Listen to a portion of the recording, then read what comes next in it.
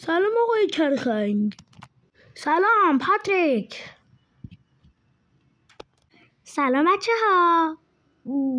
آقای کرخنگ به من پول میدی؟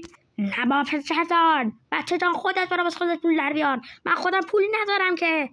میبینم از دلار تومانی استفاده میکنم. دلار تومنزاده خیلی. الان ببینم دلار تومنزاده چقدر شد. شد 100 میلیون. پاتریک پول نشدیم. آقای کرخنگ اختاپوس با تریاکی نیستیم. اگر تریاکی نیستیم بریم حرم امام رضا توبه کنیم. با بسفنجی من با باب موبیل میرم. تو هم با پژو برو.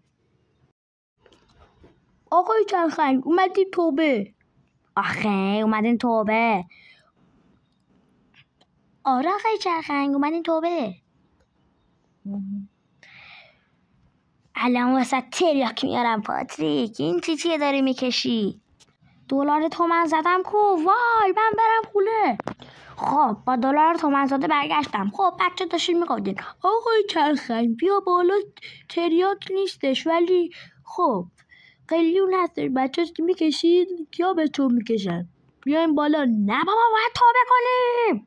من دلار تومنزادم رو گذاشتم پایین. آقا مگه قرار نبود توبه کنیم؟ اومدیم اینجا توبه کنیم. قلیون چیه؟